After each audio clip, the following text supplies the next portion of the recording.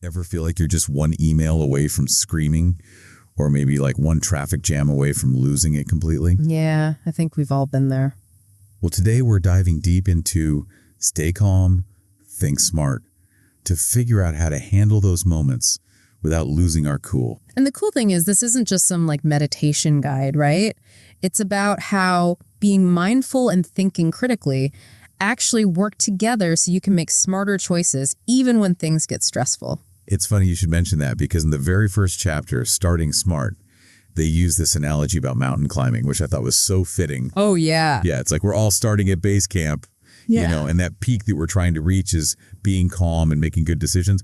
But like anybody who's ever climbed a mountain knows it's not about just like sprinting to the top, right? Right. It's about pacing yourself. Yeah. And having the right gear, the right techniques, and honestly, the right mindset. So it's like prepping for the climb mentally. Totally. Before we go on with the podcast, I invite you to download the free bundle, which contains the ebook and an executive summary of all the chapters with the key takeaways. Click on the first link in the description to claim your free bundle now and maximize your learning potential. Now it's free, but it won't be for long, so make sure to grab it while you can.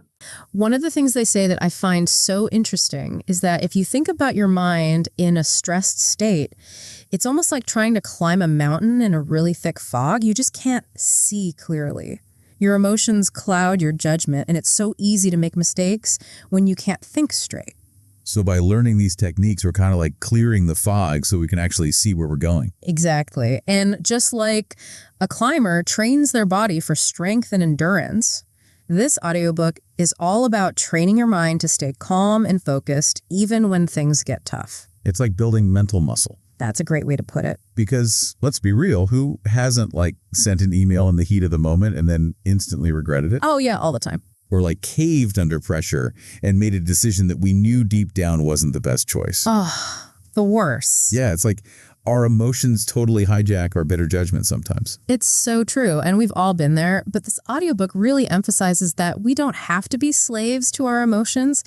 It's about learning to recognize those stress signals, like when your heart starts racing or your palms get sweaty, and then having a plan to kind of regain your composure. Like even something as simple as taking a few deep breaths before you hit send on that email can make all the difference. It's about hitting the pause button, right? Yeah. Creating a little space so we can actually think things through. Exactly. And that's actually a big part of what makes this approach different from other, self-help stuff out there. It's not just about thinking more logically or forcing yourself to relax.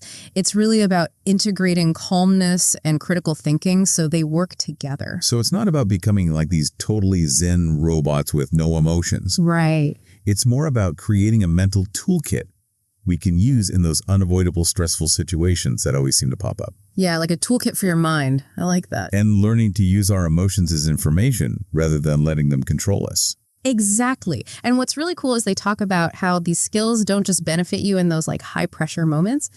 Think about your career, your relationships, even your overall happiness.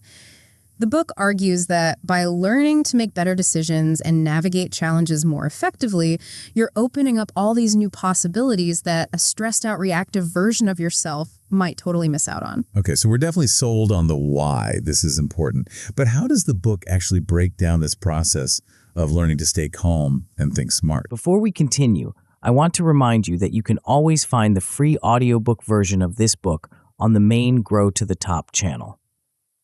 Click on the second link in the description to start listening now. Well, it all starts in chapter 2, the calm mindset, with this idea that calmness is actually a skill you can develop. They paint this really vivid picture in the book. Imagine standing in the eye of a storm, totally surrounded by chaos, but you're perfectly at peace. That's the kind of inner stillness we're talking about cultivating. Wow, standing in the eye of the storm. That's powerful. Standing in the eye of the storm. Okay, that's a pretty powerful image. But for those of us who aren't exactly like Zen masters, how do we actually get to that place of inner peace, especially when it feels like everything around us is falling apart? Well, the good news is you don't have to quit your job and go live in a monastery or anything. Okay, good, because I was not planning on that. Yeah. This chapter, the calm mindset, makes it really clear that emotional stability is like any other skill. It takes time and practice to develop. It's about learning to observe those emotions, those feelings, without automatically letting them control you. So not about pretending we don't get stressed or upset. It's more about like riding those waves of emotion without letting them knock us over completely. Exactly. You got it. True calmness, they argue, isn't about like suppressing those feelings altogether. It's about having the ability to create some space between you and what you're feeling. Creating space. You know what that reminds me of? That thing they talk about called emotional distancing. Oh, Can yeah. you unpack that a little bit? I feel like that's a pretty important part of this whole thing. For sure. It's kind of like using language in a different way to change your perspective. Okay. So like instead of saying I'm angry, you might say, I'm noticing that I'm feeling angry right now. right. Subtle difference. Exactly. It seems like a really small change, but just that little shift in how you talk to yourself about those feelings, it can create this distance. You start to see those emotions as these temporary things that are passing through, not these like permanent parts of your identity. It's like, oh, hey, anger, I see you again, but you don't get to call the shots here. Yes, exactly. And, you know, one of the tools that they talk about for developing that kind of emotional stability is mindfulness. Okay, so mindfulness. That's one of those words that gets thrown around a lot these days. But what does that actually look like in practice? You know, like, especially when you're in the middle of a really stressful situation. Right. It can sound a little vague. Yeah, okay. To give some really practical techniques, though, one of my favorites is this idea of mental rehearsal. Oh, so it's like a mental fire drill for those high-pressure moments. Yes, exactly. So let's say you have a big presentation coming up. Instead of letting your mind race with all the ways it could go wrong, you mentally rehearse the situation. You imagine yourself feeling calm and focused, giving an amazing presentation. So you're kind of pre-paving those neural pathways for staying cool and collected when the real deal happens. Yeah. What other techniques do they suggest? Well, one of the most simple techniques, but also one that people often overlook, is grounding. Have you heard of the 5, 4, 3, 2, 1 method? I have heard of that one. Doesn't hurt to have a refresher, though. How's it work again? It's really simple. So when you feel that anxiety starting to bubble up, take a minute and notice 5 things that you can see around you, then 4 things that you can touch, 3 things that you can hear, 2 things you can smell, and 1 thing you can taste. It's just a way to kind of interrupt those racing thoughts and bring your attention back to the present moment. So it's like a hard reset for your nervous system. Yeah, exactly. And the beauty of grounded techniques like that is that you can do them anywhere, anytime. You don't have to be like a meditation expert or block out hours of your day. You can even try it right now while you're listening. What do you see around you? Anything interesting? I'm looking at a half-eaten bagel and a to-do list that's longer than my arm, so I get it. Well, hey, at least you have a bagel. That's true. There's always a silver lining. But speaking of thinking clearly, that's where the book really dives into the nitty-gritty in that chapter, understanding critical thinking, right? Yeah, for sure. That's where the rubber really meets the road with this whole stay calm, think smart idea.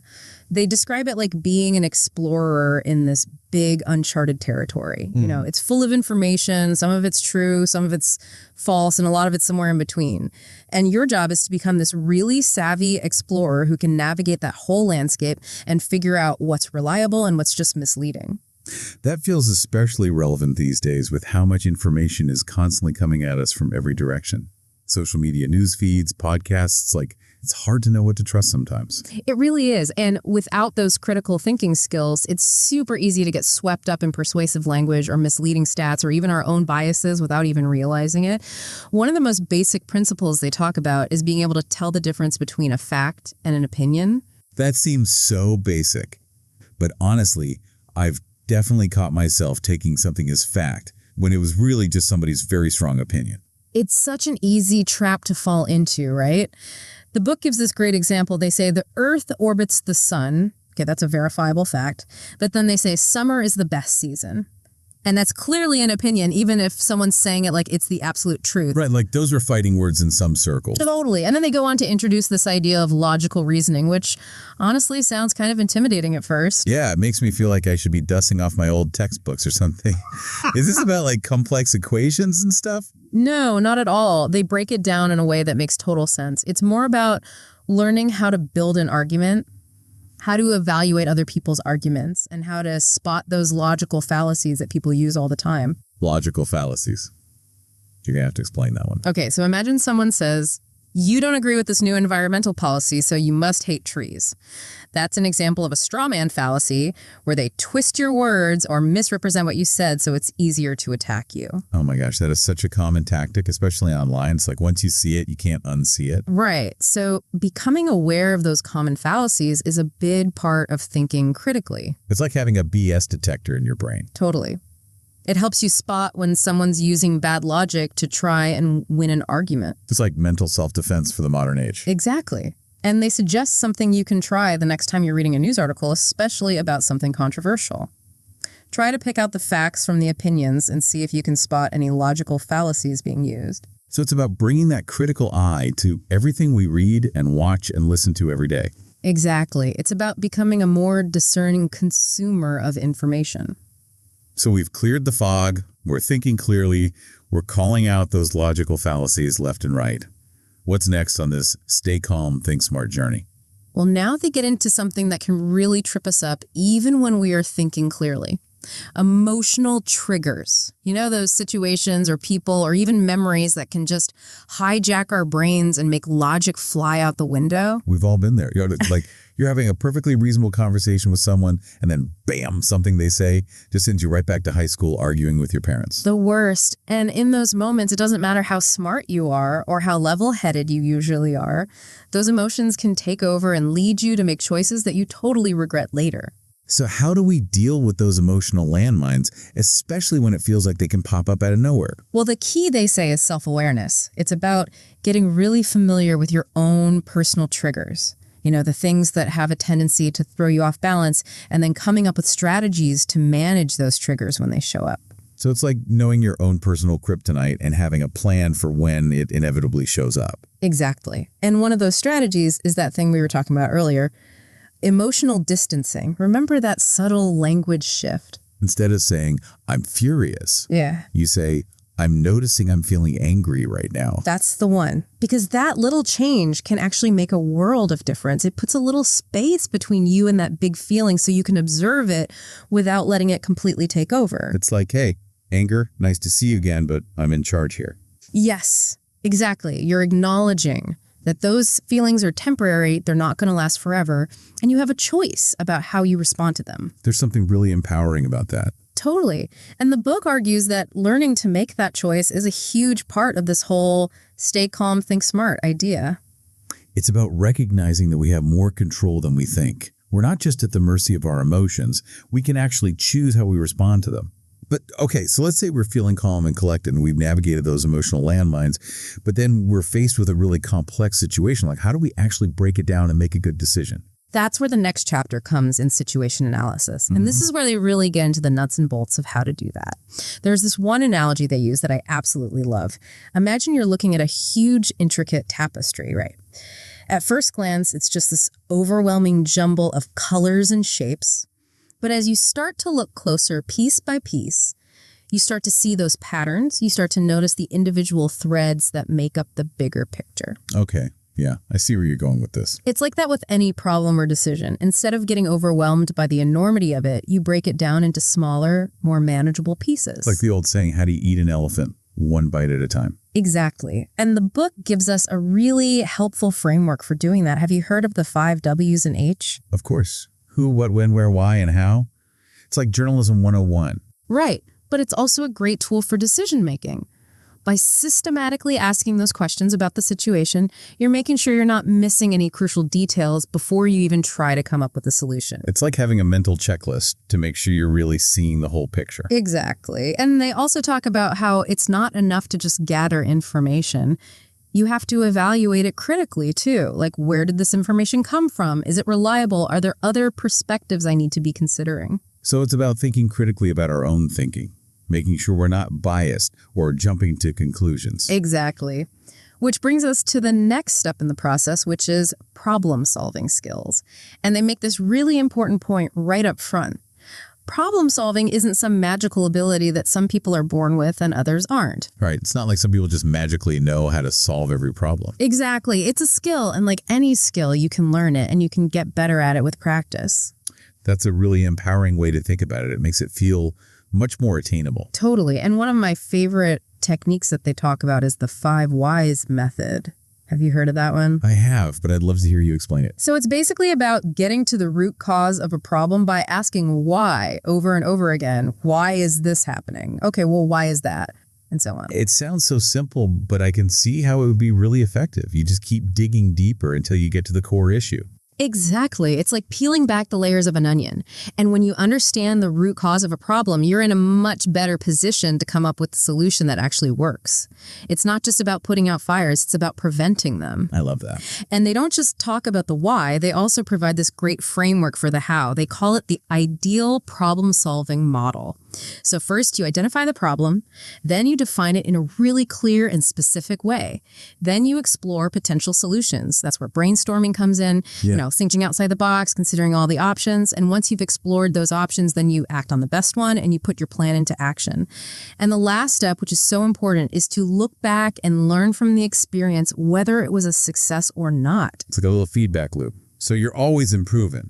Exactly. And they talk about how problem solving usually involves both creative thinking and logical thinking. So it's not just about being analytical. You have to be able to come up with new ideas too. Totally. And they encourage readers to actually practice these skills, even with small, everyday problems. So the next time I'm stressing about what to make for dinner, I can whip out the ideal problem-solving model. Exactly. Because the more you use these tools in those low-stakes situations, the more prepared you'll be when a really big challenge comes along. It's like anything else, practice makes perfect. Right. But okay, so we've talked about staying calm, thinking critically, solving problems like a pro.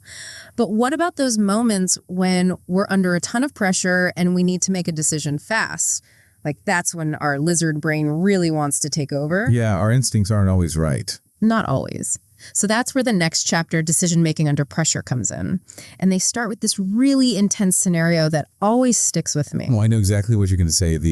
You're piloting a plane, alarms are going off, and you have seconds to decide whether to land or try some crazy emergency maneuver scenario. That's the one. And I know it sounds a little extreme, but it really drives home the point that we're all faced with situations where we need to make quick decisions under pressure. And they make it really clear that it's not about becoming some kind of superhero decision maker who never feels stressed. Yeah. It's about having a system for when those high pressure moments inevitably arise. Exactly. And one of the simplest but most effective strategies they offer is something they call the 2-minute rule.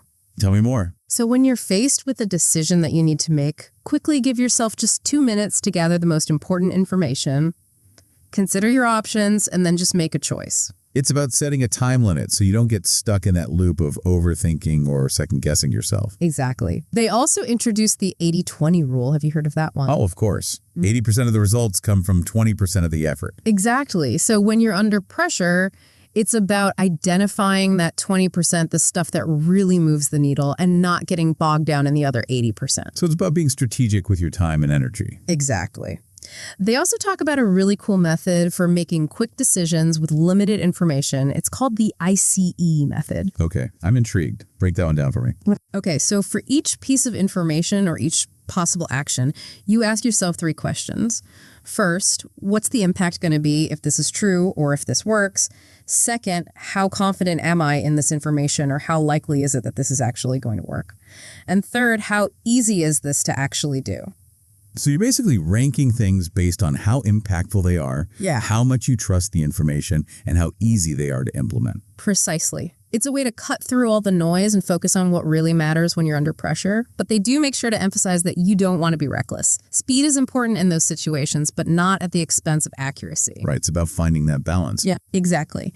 Okay, so we've talked about staying calm, thinking critically, problem solving, and making decisions under pressure. But what about the bigger picture? How do we make sure the choices we make today are setting us up for success in the long run? That's what they talk about in the next chapter, right? Yeah. Future-proof smart thinking. Yes. This chapter is all about shifting to that long-term perspective. It's about making choices in the present that align with the future you want to create. And they start with this really interesting analogy about chess. Oh, yeah.